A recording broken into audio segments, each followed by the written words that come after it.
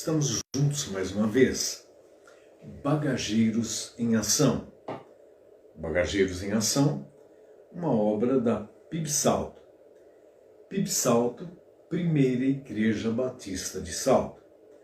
A maravilhosa graça de Deus ao seu alcance. Como fazemos em todos os nossos encontros, a primeira parte é sempre de agradecimento. Vamos agradecer ao Pai? Vamos juntos? Então eu peço, venha comigo e vamos agradecer o Pai Eterno. Oremos ao Senhor. Ó Pai Eterno, estamos na Tua presença e nós estamos juntos nesse momento para Te agradecer, porque em meio a todas as circunstâncias, nós sabemos que podemos contar contigo. Tu és a nossa companhia constante. Tu és aquele a quem podemos apelar, clamar, suplicar. Por isso, nós te agradecemos. Nós confiamos em Ti, confiamos nas Tuas promessas, nas Tuas realizações e esperançosamente nós dedicamos todo o nosso ser para Te servir. Abençoe nesse momento, Senhor, todo o Teu povo reunido, todas as pessoas que ouvem, que ouvirão, que participarão desse momento. Que sejam abençoadas. A cada pessoa que ouvir essa manifestação de gratidão a Ti, possa também curvar-se diante de Ti para agradecer. Nós fazemos isso no nome de Jesus, agora e para todo sempre. Amém. Amém.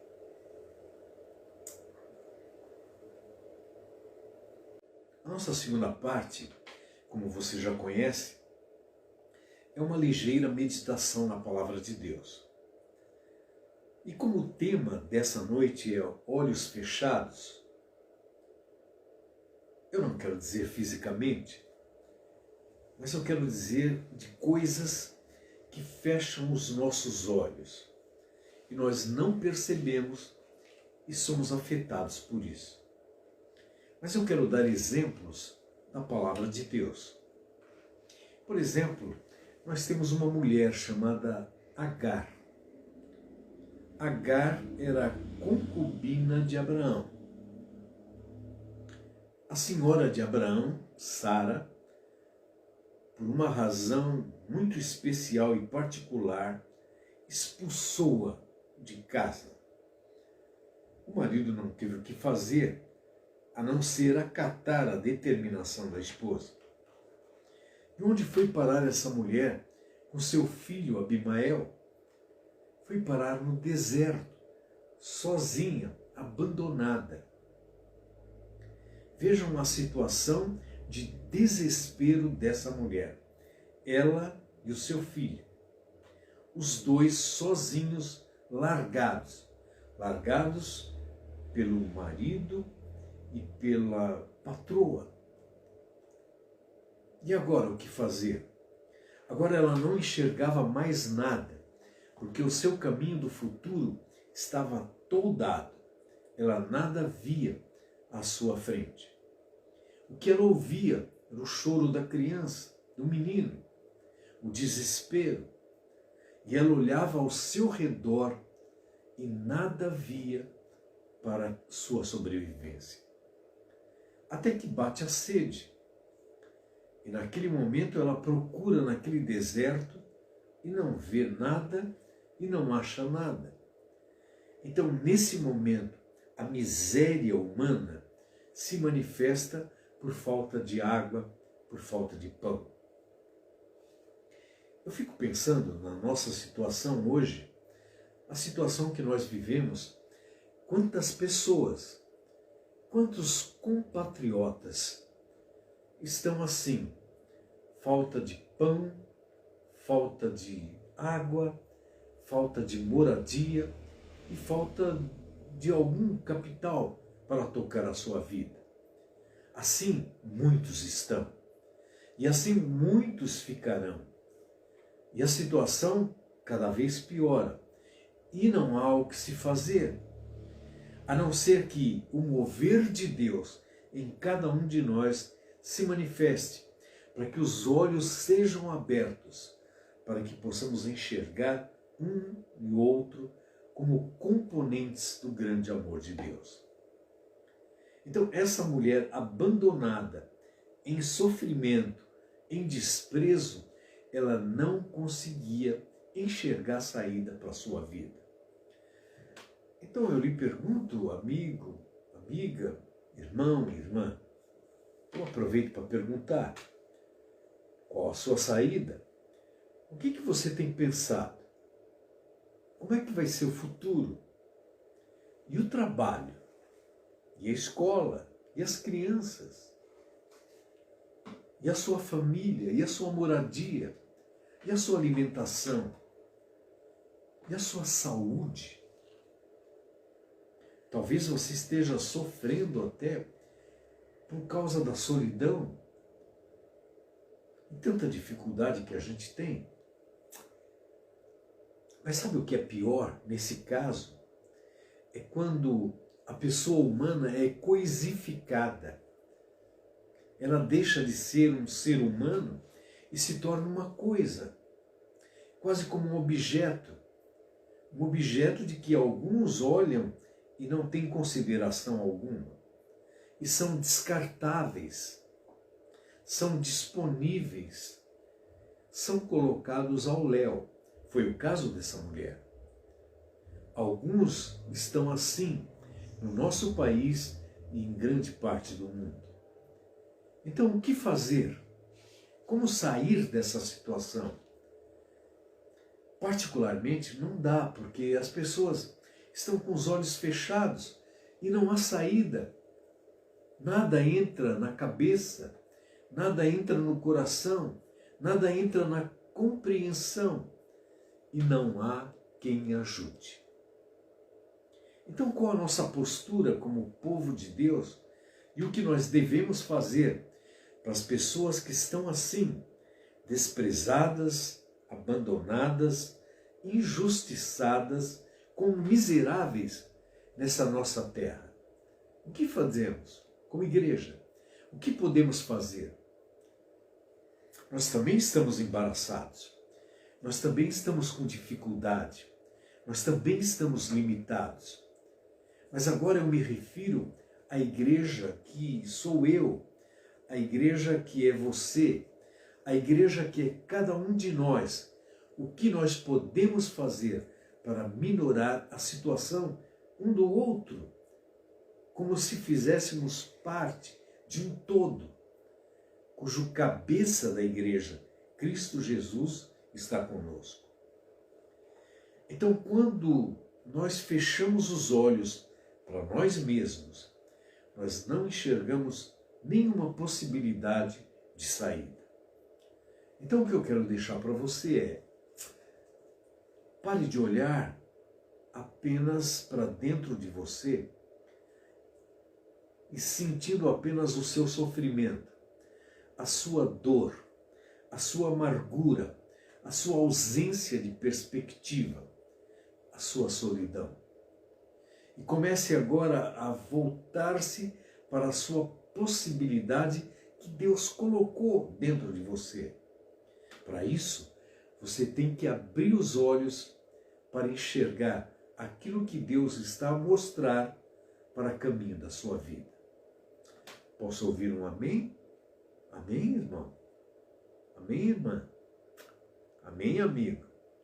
Amém, amiga? Louvado seja o Senhor. Um segundo exemplo que eu quero apresentar é de um camarada chamado Balaão, profeta. Só que ele era dominado pela ambição, pela posição, pelo poder. Era um tipo esperto, velhaco, daqueles que faziam acordos estranhos, esquisitos, para levar vantagem. Esse aí vivia de olhos fechados para toda a realidade à sua volta. Ele via apenas aquilo que estava dentro dele como sede de ambição e de poder. Nós olhamos para o mundo hoje e o que nós verificamos é isso que campeia. Todo mundo enxerga o poder, todo mundo enxerga a possibilidade de levar a sua vantagem sobre os outros. E assim prevalece a esperteza, a velhacaria, essa atitude má e odienta das pessoas. Esse tipo fecha os olhos para os outros. E assim nós estamos vivendo no mundo atual. As pessoas estão com os olhos fechados para as outras pessoas. E o que eu diria da Igreja do Senhor? Nós temos também procurado olhar para dentro do umbigo, olhar para nós mesmos e fechamos os nossos olhos para os outros, até para aqueles que nada têm a ver com a nossa comunidade. O que devemos fazer? Temos que abrir os nossos olhos. Não podemos mais ficar fechados apenas olhando para o nosso umbigo. Um terceiro caso que eu quero relatar é aquele auxiliar do profeta Eliseu. Eles estavam numa região montanhosa e o povo inimigo vinha com um exército tremendo que tomava conta de toda aquela terra. E a invasão era iminente. E o auxiliar de Eliseu sai e olha aquilo, ele fica apavorado. Ele não vê saída. E ele fica pensando agora, estamos todos destruídos. Agora não há mais condição de sobrevivência. Era uma catástrofe. Algo que ia dilacerar todas as vidas estava presente na visão daquele servo de Eliseu. Então ele corre e diz, completamente de olhos fechados. Estamos assim como o servo de Eliseu. E o que fazer? Naturalmente não há o que fazer. Humanamente não há o que fazer. Nós estamos aqui embaixo e não dá para fazer reviravolta. Mas nós devemos abrir os olhos para entender que existe uma esfera superior em movimento. E eu tenho que enxergar isso, para me fiar nisso, para que a reviravolta aconteça. Então, o auxiliar de Eliseu não conseguia notar isso. Seus olhos estavam fechados. O quarto exemplo que eu quero mencionar essa noite é do Saulo de Tarso, que seria Paulo depois. Saulo, que vivia a perseguir os cristãos, ele vivia firmado na tradição, na dominação, e levando as pessoas ao sofrimento e à morte. E era na base da judiação, era na base do bater, do agredir, do linchar. Era preconceituoso esse homem, e era um homem cheio de privilégios e com grande formação, mas era dominado pelo ódio. Você já ouviu aquela expressão? Ele está cego de raiva, cego de ódio. O ódio cega. Nós estamos vivendo assim. O ódio tem cegado as pessoas. Nós não conseguimos mais enxergar os outros como irmãos, como criaturas de Deus, como pessoas alvo da graça de Deus. Qualquer pessoa, todo tipo de pessoa. Eu lembro que no passado, na Igreja do Senhor, que meu pai tinha o privilégio de dirigir, ele gostava de um hino, e antes daquele hino ele dizia assim, eu quero que você venha como você está. E o hino dizia, eu venho como estou. E ele fazia esse apelo para todos virem da maneira que estavam. E ali, naquelas reuniões, muitas vezes entravam pessoas indesejáveis, embriagadas, bêbados, sujos, maltrapilhos. E o nosso olhar de pessoas higienizadas, perfumadas, limpinhas, muitas vezes olhando para aqueles, olha, era de uma certa hipocrisia, mas era de um certo preconceito. Eu me lembro de um culto onde um indivíduo assim, mal cheiroso, que ninguém queria ficar perto. E aí, então, meu pai está pregando, e aí de repente ele começa a falar de Jesus, e aquele homem começa a prestar atenção, porque ele estava falando bobagem. E ele para e ele presta atenção ao que o pregador dizia. Ao final, meu pai fez um apelo e falou: você não quer aceitar Jesus como Salvador? Aquele homem que tinha um apelido de Zé Pinguinha, olha só, Zé Pinguinha, tomava todas, cheirava mal. Aquele homem vai até a frente e no meio de todo mundo ele diz: eu quero, eu quero. E naquele momento, o pastor ora por ele, impõe as mãos, o abençoa, e o Espírito de Deus toma conta da vida daquele homem. Aquele mundo que ele vivia, completamente apático, de repente, ele é aceito ali, porque ele vinha como ele estava. E aí o Senhor Jesus entra no seu coração. Sabe qual é o resultado de tudo? O resultado é que o Zé Pinguinha, no domingo seguinte, quando adentrou o culto, ninguém sabia quem era. Barba feita, banho tomado, com a roupa melhorzinha. Ninguém quase reconhecia aquele homem. A vida dele tinha transformado em uma semana apenas, porque os seus olhos foram abertos. O apóstolo Paulo, antes Saulo de Tarso, ele teve um encontro, um tratamento de choque. E naquele encontro, ele caiu por terra e ele não podia mais ver. Ele ficou cego. E no meio da sua cegueira, ele ouve uma voz: Saulo, Saulo, por que me persegues? E aquela voz era cheia de poder e de autoridade. E naquele momento, aquele homem orgulhoso, poderoso e cruel, estava agora no chão, abatido, sem poder ver, diante daquele clarão que ofuscava a sua vida. O que o Senhor queria era dar um tratamento de choque naquele homem, para que ele pudesse ser alcançado. Olha, eu espero que esse não seja o seu caso. Talvez o orgulho, talvez a vaidade, talvez a supremacia que você se encontra, você se coloca numa posição tal de superioridade que talvez o Senhor precise destroná-lo, colocá-lo ao chão.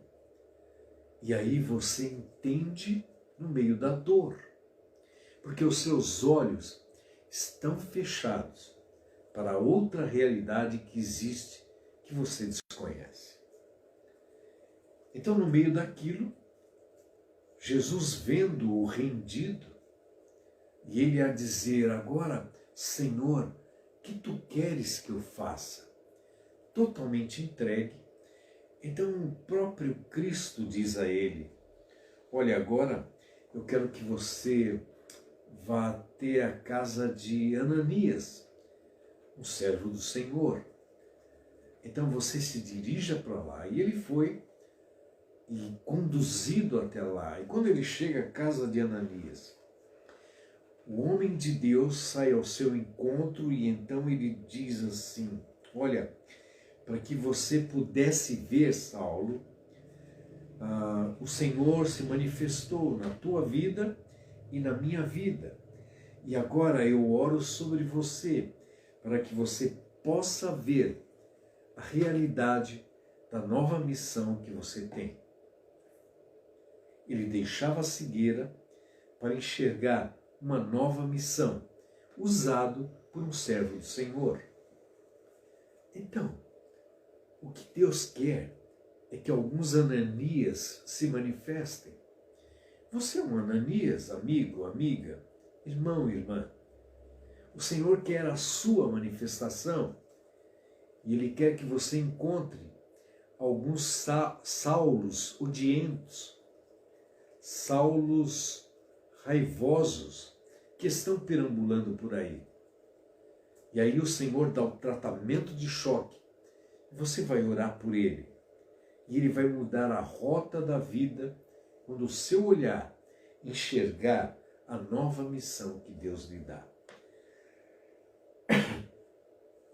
Bem, o que eu quero conversar consigo agora é quem pode abrir os nossos olhos. No caso do Saulo, nós tivemos aqui a presença de Cristo Jesus. No caso de Agar, nós tivemos a presença do próprio Deus.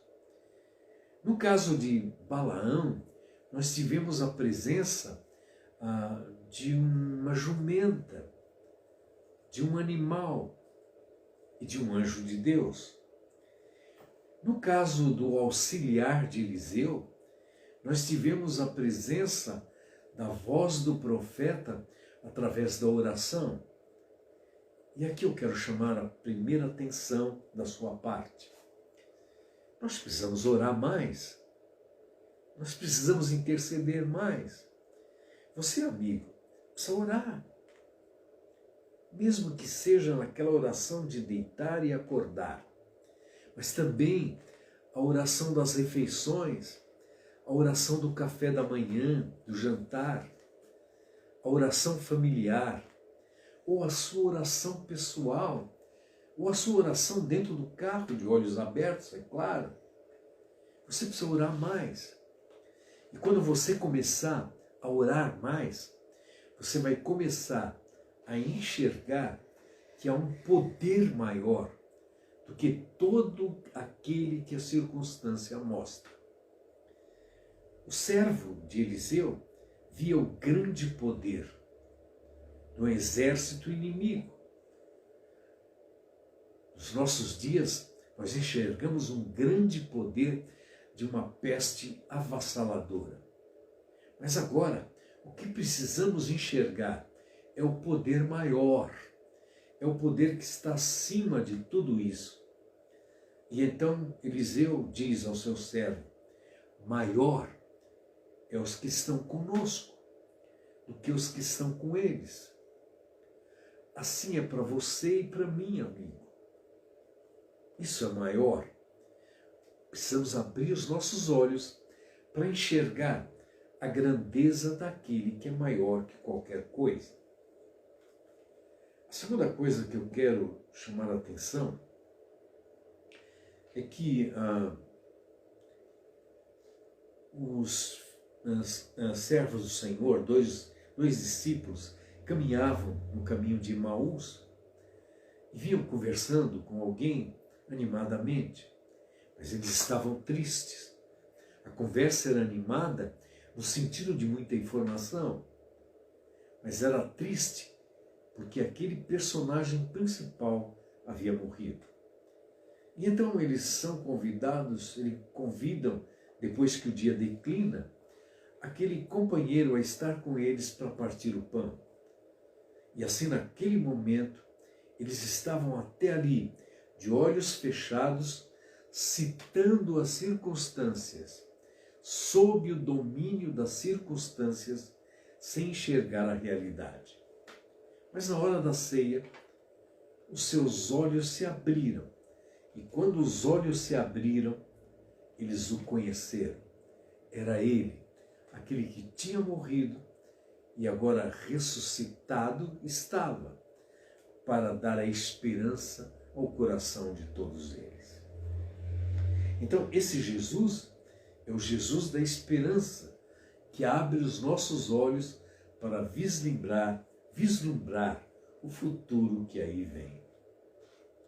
Então, o final que eu quero chamar a atenção é Deus abrindo os olhos de Agar, aquela mulher que estava no deserto, na miséria, no sofrimento e debaixo de uma sede, onde logo, logo ela morreria e o filho também. E então Deus abre os seus olhos. E aí, de repente, ela olha e ela enxerga agora aquele poço com água cristalina para descedentar a ela e a seu filho. No meio do nada, no meio do deserto, água cristalina, quando ela abriu os olhos, porque Deus realizara um milagre. Então, nessa noite, o que eu quero trazer a você é: estamos de olhos fechados? Sim, completamente, até para ver a realidade.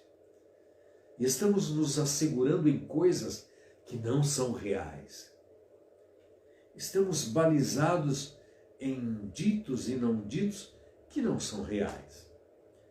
A nossa balização é uma só. É aquele que está acima de todas as coisas. É aquele que comanda o espetáculo do ser humano, da terra e de todo o universo. E nós somos servos dele, somos seguidores dele. E como tal, todos nós devemos apenas abrir os nossos olhos e enxergar o seu grande poder e o que ele pode fazer. Então a minha palavra nessa noite é de esperança. Como os homens de Emaús tiveram esperança depois de comprovar que ele havia vencido a morte, nós comprovamos esse Deus em nós, Cristo em nós, o Espírito Santo em nós, para fazer esse mundo melhor. Então, amigo, amiga, irmão, irmã, nessa noite, abra os olhos, como a palavra de Deus diz, abriram-se-lhe os olhos e enxergue Cristo Jesus, o Salvador, e o Espírito Santo, dinamite pura, adentrando ao seu coração. Quer coisa maior do que isso? Maior é os que estão conosco do que os que estão com eles. Ao Senhor a glória, toda a glória. Ao Senhor a glória, toda a glória. Ao Senhor a glória.